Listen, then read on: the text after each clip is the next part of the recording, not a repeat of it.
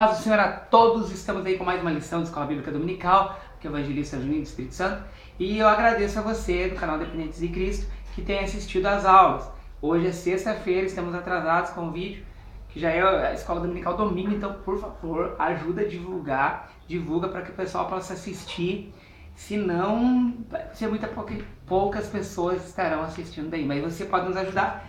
Lição de jovens e a de juvenil a gente acabou de gravar, e hoje a lição que nós vamos tratar é a lição número 7, que fala o perigo da falsa religiosidade. Texto do dia. Ele, porém, respondendo, disse-lhes: por que transgredis vós também o mandamento de Deus pela vossa tradição? Mateus capítulo 15, versículo de número 3. Lembrando a todos que na descrição do vídeo estará a lição de adolescentes, a lição juvenis e a lição de adultos, com o evangelista Márcio Mainardes. As outras eu estarei comentando, assista e nos ajude aí.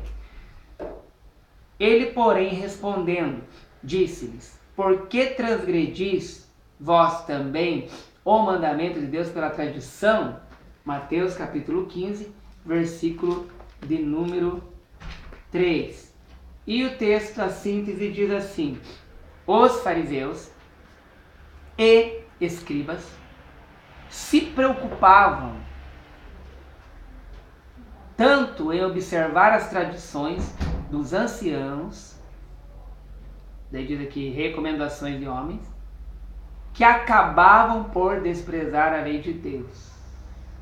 Olha, os fariseus e os escribas, é interessante aqui que a preocupação deles, doutores da lei, os escribas doutor da lei, mas que observavam tanto a tradição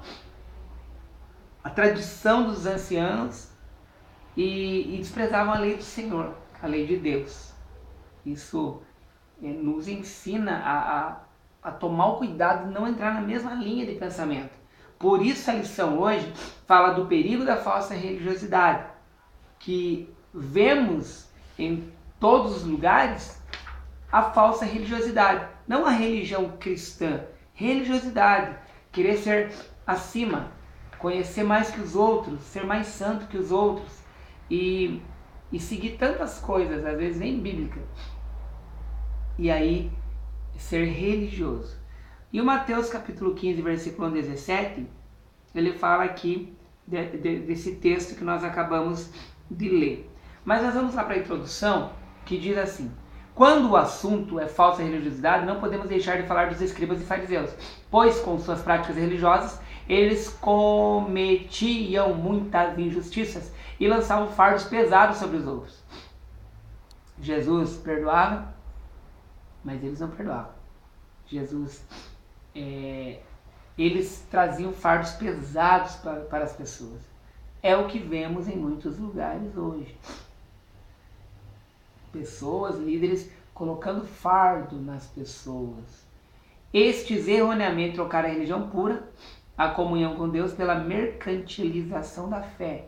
No capítulo 15 de Mateus, vemos os escribas e fariseus acusando os discípulos de Jesus de transgredir as tradições dos anciãos.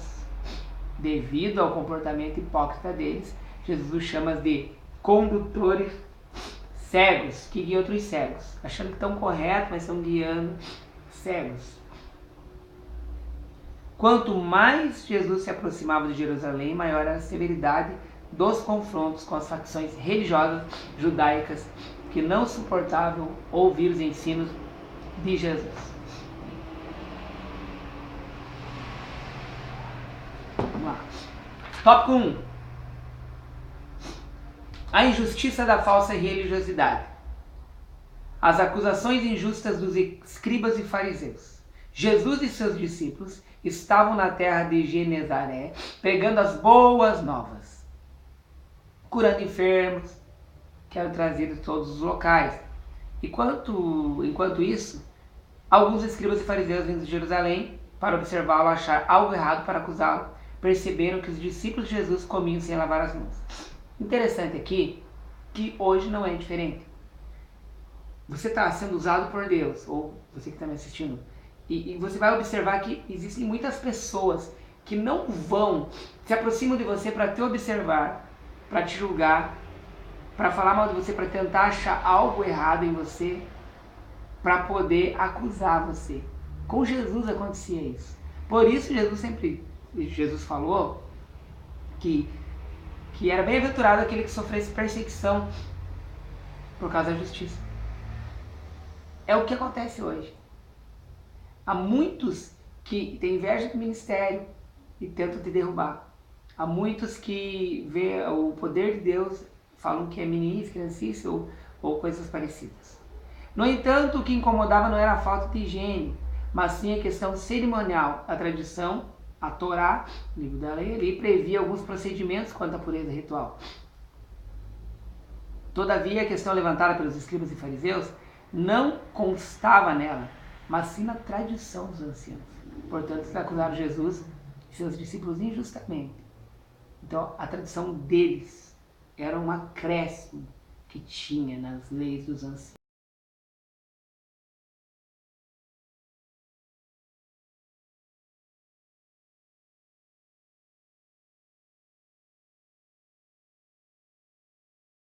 As pessoas transgrediam as tradições dos anciões, como se eles fossem os seres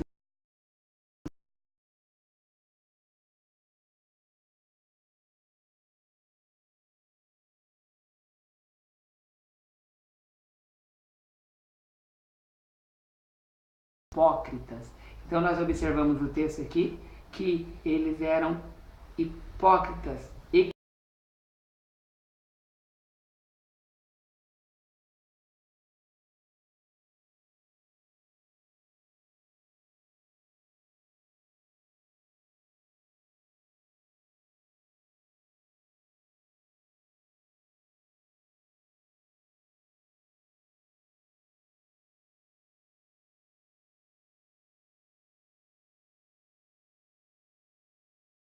Jesus cita a lei mosaica em que os filhos deveriam honrar pai e mãe, no quinto mandamento, cuja penalidade para tal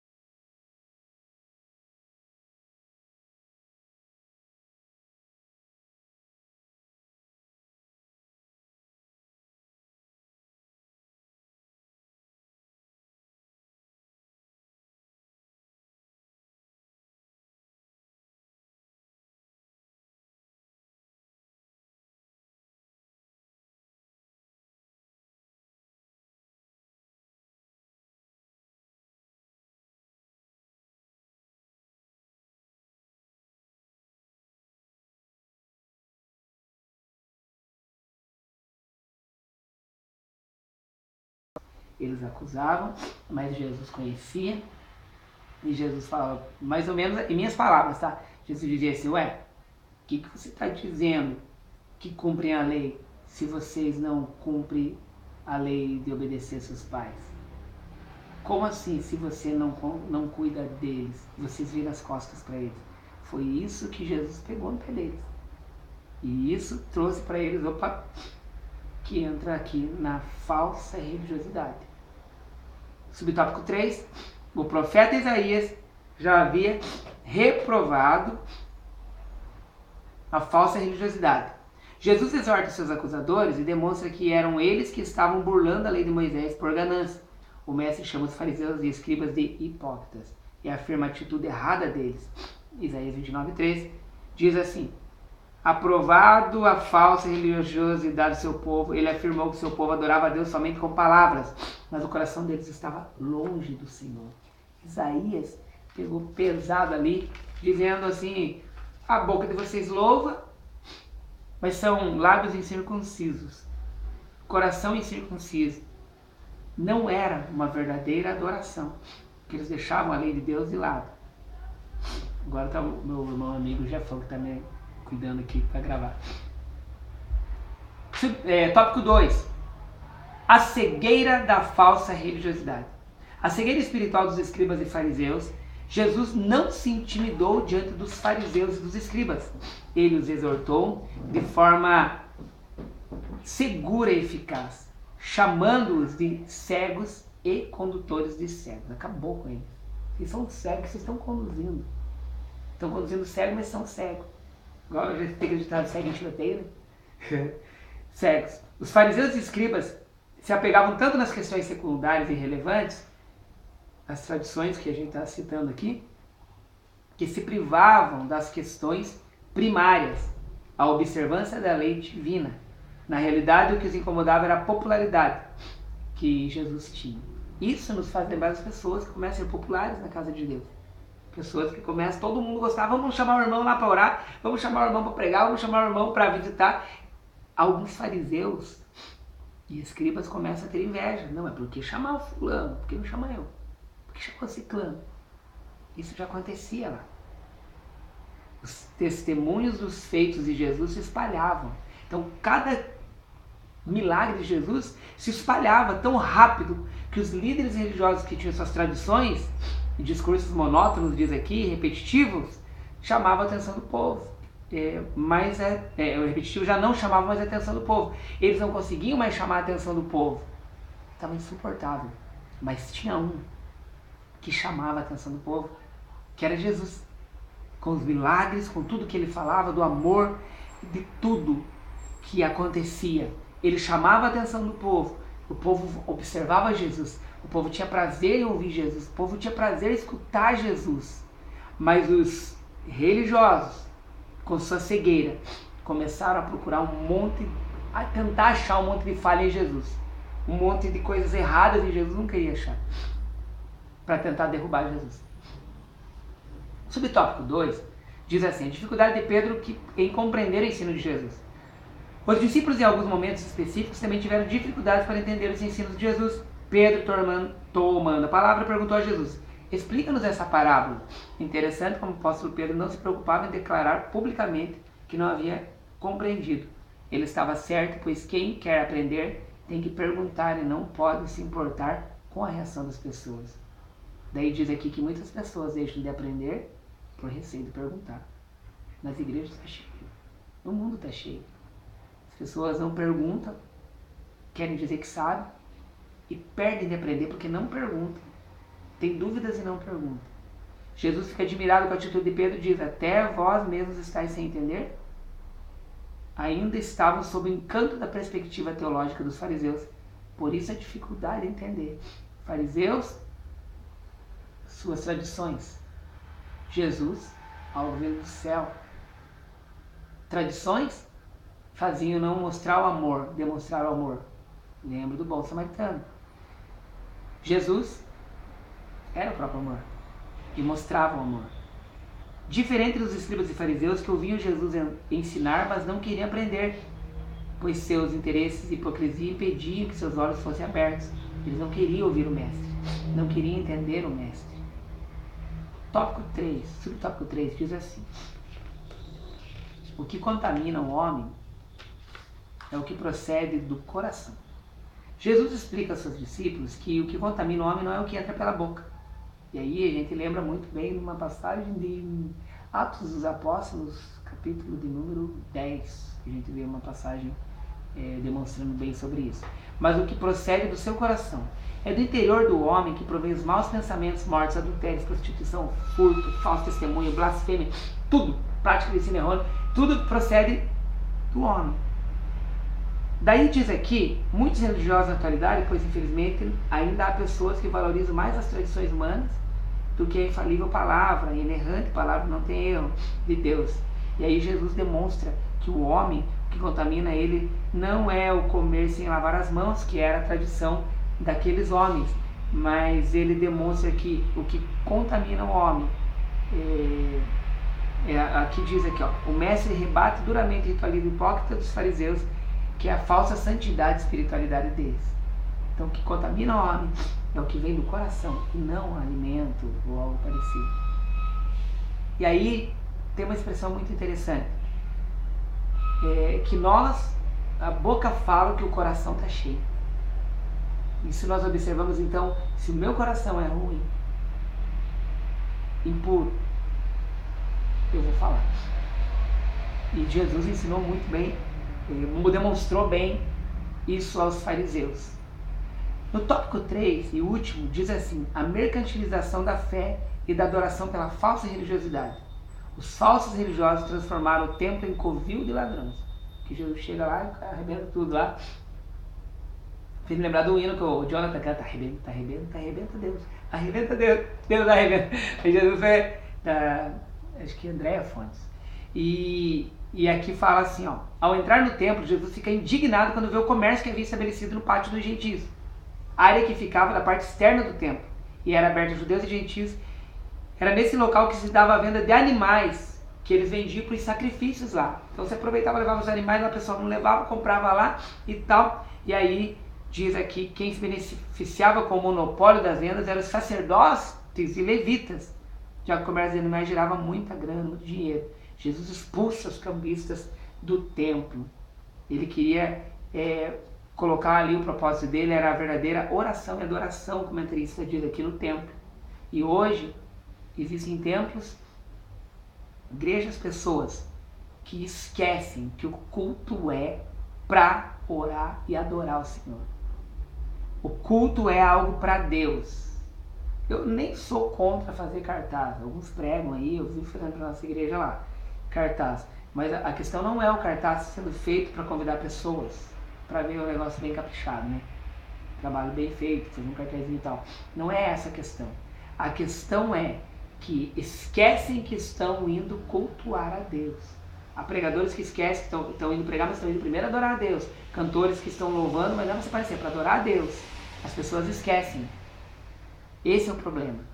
E aqui diz essa mercantilização da fé e da adoração.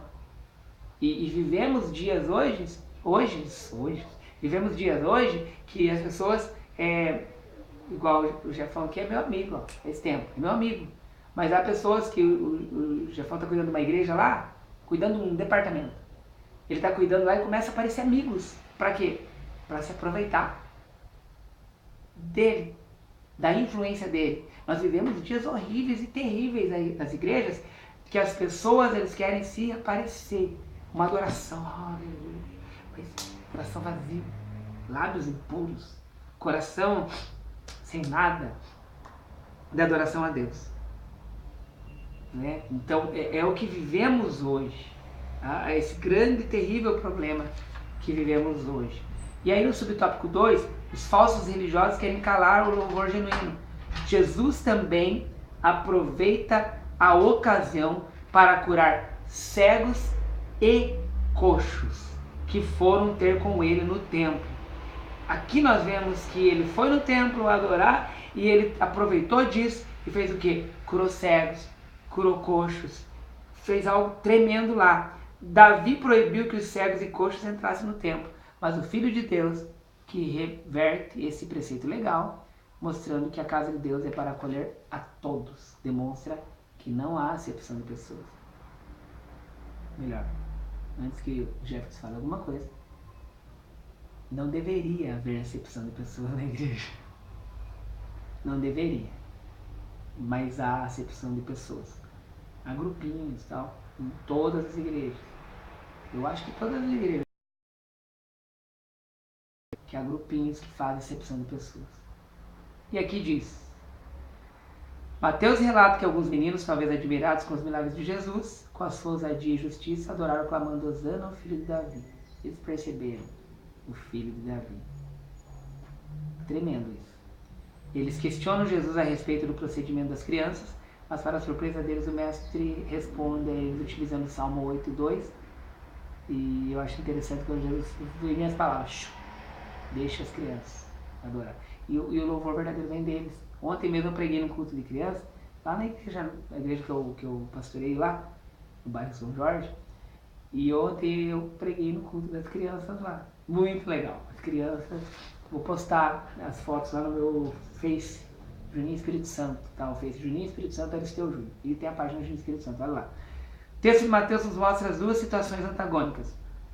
De um lado, os cambistas e líderes do templo que lucravam com os indevidos das tradições religiosos. Do outro, crianças oferecendo perfeito louvor ao Filho de Deus pela libertação dos excluídos, cegos e coxos, restauração na ordem da casa de Deus. Detalhe aqui interessantíssimo, interessantíssimo. O exemplo que ele coloca aqui, que tentavam calar o louvor genuíno, por quê? Por causa das crianças, o louvor genuíno. E o detalhe é o que ocorre hoje, as pessoas às vezes vê o poder de Deus que é calar. E às vezes deixa pessoas que estão aprontando, estão fazendo uma série de coisas erradas, aceitam eles na igreja adorando, mas não aceitam as crianças adorando. Acontece muito isso. Mas aqui nós aprendemos que o Senhor, Ele não quer uma falsa religiosidade nossa. Ele quer que eu e você sejamos verdadeiros adoradores que adoram o Pai, Espírito em verdade. E diz aqui, fazendo uma análise das atitudes errôneas dos escribas e fariseus, eles acusaram os discípulos de Jesus de não cumprir as tradições religiosas. Entretanto, o Mestre os exorta, mostrando o quanto eles estavam errados por dar importância a isso. E aqui nós vemos Jesus purificando o templo, expulsando os cambistas, reprovando a atitude gananciosa dos líderes religiosos que fazem da casa de Deus um covil de ladrões. Aqui nós aprendemos hoje sobre esse texto que devemos ser verdadeiramente não falsos religiosos. Uma religiosidade falsa, como diz aqui o nome, perigo da falsa religiosidade, mas que possamos ser realmente cristãos, nossa religião é o cristianismo, e possamos ser verdadeiros adoradores buscando ao Pai. Eu agradeço você em nome de Jesus. Só olhar aí na telinha que você consegue ver. Deus abençoe em nome de Jesus. Obrigado, Jefferson. Obrigado a você. Curta e assista. Pode ser até.